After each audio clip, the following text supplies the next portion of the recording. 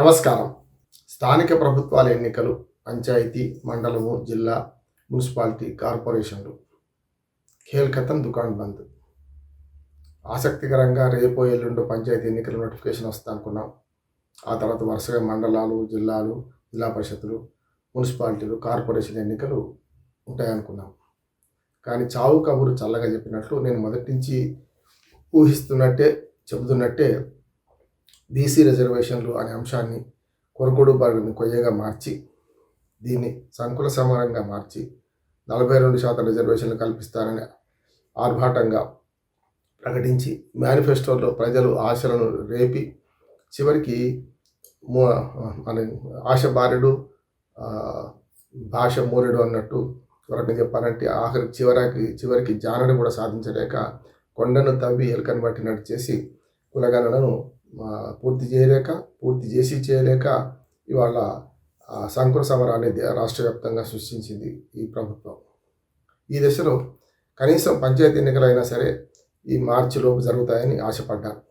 అంటే ఇప్పటికే దాదాపు సంవత్సరం పైన అయిపోయింది పంచాయతీ ఎన్నికలు జరగాల్సి ఉంది. కాలపరిమితం ముగిసి పర్సనల్ ఇన్ఛార్జీల పాలన జరుగుతుంది. మొత్తం స్థానిక ప్రభుత్వ వ్యవస్థ మొత్తం అంతా ఈ పర్సనల్ ఇన్ఛార్జ్ చేసే నడుపుతున్నారు.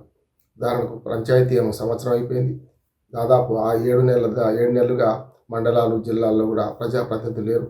ఎంపీటీసీలు, జెడ్పీటీసీలు, ఎంపీ ప్రెసిడెంట్లు, జిల్లా పరిషత్ చైర్మన్లు, అట్లాగే మున్సిపాలిటీస్ మనకి సింహభాగం 5-6 మున్సిపాలిటీలు తప్ప, సిద్దిపేట అట్లాంటి కార్పొరేషన్, హైదరాబాద్ లాంటి తప్ప అన్ని చోట్ల పదవి కాలం ముగిసింది. ఈ దశలో నిజంగా ఒక ప్రభుత్వానికి చిత్తశుద్ధి ఉంటే అన్ని ఎన్నికలు పంచాయతీ నుంచి కార్పొరేషన్ల వరకు, స్థానిక ప్రభుత్వాలు, పట్టణ స్థానిక ప్రభుత్వాలు, గ్రామీణ స్థానిక ప్రభుత్వాలు అన్నింటిలో ఎన్నికలు జరిపే అవకాశం ఉండే. జమిలీ ఎన్నికల్లాగా వరుసగా ఒకటి వెనుక ఒకటి గట్టిగా మాట్లాడితే ఒకేసారి కూడా ఈ ఎన్నికలు జరపవచ్చు. ఎక్కడికక్కడ పట్టణాలు వేరు, గ్రామాలు వేరు కనుక పంచాయతీలో గ్రామాలు పంచాయతీ, అట్లాగే మున్సిపాలిటీలో మున్సిపల్ ఎన్నికలు వరుసగా చేసి మిగతా పై అంచెల ఎన్నికలు తర్వాత చేస్తే అయిపోయింది. అంటే కార్పొరేషన్ ఎన్నికలు, మున్సిపల్ ఎన్నికలు ఒకేసారి చేసినా నష్టం లేదు. కనుక ఇవన్నీ పక్కన పెట్టి వాళ్ళ రిజర్వేషన్ల చిక్కుముడిలో జిలేబీకా చక్కర్లో ప్రభుత్వం చిక్కుకున్నది. చట్టపరంగా 42% వీలు కాదు అని తెలిసి కూడా హామీలు ఇచ్చింది కాంగ్రెస్ పార్టీ.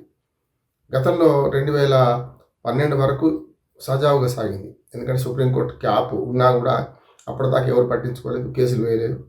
కానీ 50% మించొద్దు అని ఎప్పుడైతే వచ్చిందో 2012-13లో జరిగిన పంచాయతీ ఎన్నికల్లో 34% బీసీలకు దక్కినాయి లాటరీ ద్వారా, చట్టపరంగా లేకపోయినా సరే. మిగతా ఎస్సీ ఎస్టీకి పోగా మిగతావి 60.5% వరకు రిజర్వేషన్ దక్కినాయి.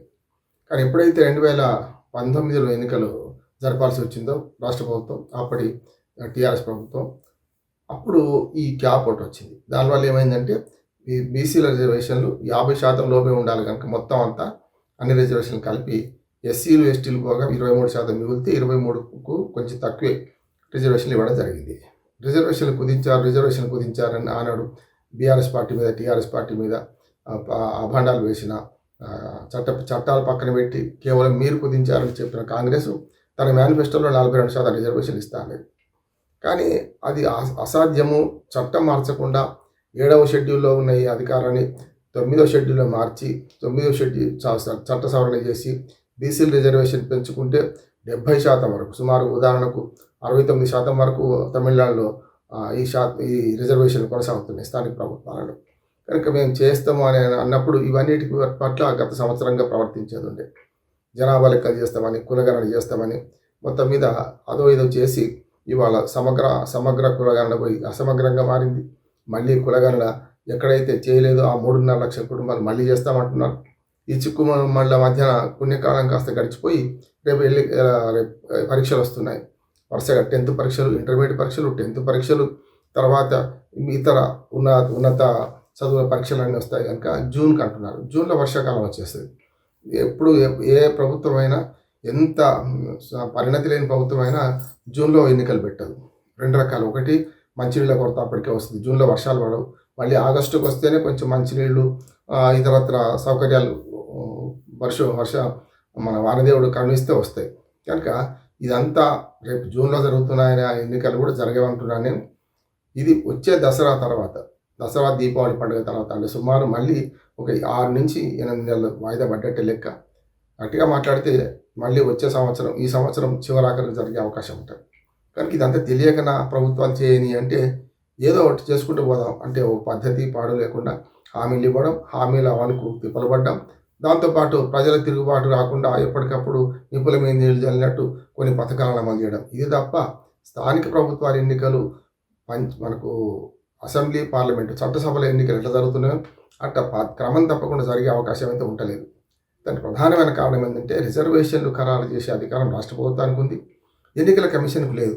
కనుక రిజర్వేషన్లు ఖరారు చేసి రాష్ట్ర ప్రభుత్వం ఎన్నికల కమిషన్కు, రాష్ట్ర ఎన్నికల కమిషన్కి అప్పచెప్తే తప్ప ఎన్నికలు జరపడానికి వీల్లేదు. ఇప్పుడు ఎట్లా ఉంది, బీసీ కమిషన్ లెక్కలు వచ్చినా కూడా దాని బీసీ కమిషన్ మా వాళ్ళు కూడా కొండంతవి ఎలుగని పట్టినట్టు ఇప్పుడు ఉన్న రిజర్వేషన్ పరిధిలోనే 50% రిజర్వేషన్లలో సుమారు 28% ఎస్సీ ఎస్టీల రిజర్వేషన్ పోను, మిగతా భాగాన్ని మాత్రమే బీసీలకు ఇవ్వచ్చు అని చెప్పి సిఫార్సు చేసింది. కొత్తగా దీనికి సిఫార్సు అవసరం లేదు, శంకర్లో వస్తే తీర్థం కావాలి అంతే తప్ప. ఇప్పుడు 50%లో 22% కూడా మిగులుతలేవు ఏది పంచాయతీ ఎన్నికల్లో. మరి హామీ ఇచ్చింది 42, 22 పోతే మరి ఇంకా మిగతా 20% ఎక్కడికి తీసుకొస్తారు? కనుక దీన్ని బట్టి ప్రభుత్వం ఏం చేసిందంటే మార్చిలో అసెంబ్లీ పెడతారట, అసెంబ్లీలో తీర్మానం చేస్తారట, ఆ తీర్మానాన్ని ఏమో కేంద్ర ప్రభుత్వం పంపుతారట. ఇది గతంలో కూడా బీఆర్ఎస్ ప్రభుత్వం చేసింది, కానీ ఇంతవరకు కేంద్రం ఉలుకు పలుకు లేదు, బీసీ గణన గురించి లేదు. అట్లాగే ఈ రిజర్వేషన్ పెంచే క్రమంలో మరి రాష్ట్రపతి ద్వారా ఆమోదించి సుప్రీంకోర్టులో 9వ షెడ్యూల్లో కనుక దీన్ని చేరిస్తే అప్పుడు సుప్రీంకోర్టులో కానీ ఛాలెంజ్ చేయడానికి వీల్లేదు తమిళనాడులాగా. ఆ పని ఎవరు చేయాలి? రాష్ట్ర ప్రభుత్వం. కాంగ్రెస్ పార్టీ ఉంది, కేంద్రంలో బీజేపీ ఉన్నది, వాళ్ళు గుణగణనకు వ్యతిరేకం. అట్లాగే ఈ రాష్ట్రంలో రాష్ట్రం కేంద్రంలో 2 వేరే వేరే పార్టీలు ఉన్నాయి కనుక, డబుల్ ఇంజన్ సర్కార్ లేదు కనుక వాళ్ళు ఎట్లాగూ ఈ తీర్మానాన్ని అమల్లోకి తీసుకురారు. అట్లాగే 9వ షెడ్యూల్లో చేర్చారు. దాంతో ఏమైందంటే మరి ఎన్నికలు ఎప్పుడు జరుపుతారు? ఈ ప్రజాప్రతినిధులు ఉండాల్సిన చోట అధికారులే రాజ్యం వెళ్తుంటే ఎట్లా? నిజంగానే అంటే కింది స్థాయి నుంచి పైదాకా ఇవన్నీ ఎన్నికలు జరగకపోతే ఎట్లా అంటే చట్టంలో మార్పు రావాలి. ఒకసారి రిజర్వేషన్ ప్రకటించిన తర్వాత కనీసం 2 సార్లకు అదే జరగాలి. డిలిమిటేషన్ యాక్ట్ ఎట్లాగూ చట్టసభల పట్ల ఉందో ఇది కూడా అంతే, డిలిమిటేషన్ చేసేయాలి. ఒకసారి చేస్తే మళ్ళీ డిలిమిటేషన్ వచ్చేదాకా అవే కొనసాగుతాయి అని చెప్పి రిజర్వేషన్లు కూడా అవే కొనసాగితే అప్పుడు ఈ ప్రతిబంధకం ఉండదు. రిజర్వేషన్ల విషయంలో రాష్ట్ర ప్రభుత్వాలకు అధికారం ఉండి ఎన్నికలు జరిపేది మాత్రం మీరు అంటే సగం అటు సగం అధికారులు ఇటు ఉండడం వల్ల జరుగుతున్నది. స్థానిక ప్రభుత్వాల ఎన్నికలు ఎందుకు అవుతున్నాయి, చట్టసభల ఎన్నికలు ఎందుకు కావడం లేదంటే అక్కడ చట్టంలో స్పష్టత ఉంది. 6 నెలలలోపు ఎప్పుడైనా సరే ఖాళీ అయిన 6 నెలలలోపు ఎన్నికలు జరపాలని ఉంది అక్కడ చట్టసభల్లో. అది పార్లమెంట్ కావచ్చు, అసెంబ్లీ కావచ్చు. ఇక్కడ కూడా ఉంది, ఎలక్షన్ కమిషన్ ఉంది, రకరకాల ఏర్పాట్లు చేశారు. కానీ ప్రభుత్వాలకు చిత్తశుద్ధి లేకపోతే ఇట్లాగే ఉంటుంది. చిన్న సాంకేతిక మార్పులతో చేస్తే తప్పనిసరి స్థానిక ప్రభుత్వాల ఎన్నికలు సాధ్యమవుతాయి. దానివైపు ప్రభుత్వం ఆలోచించాలి. నమస్కారం.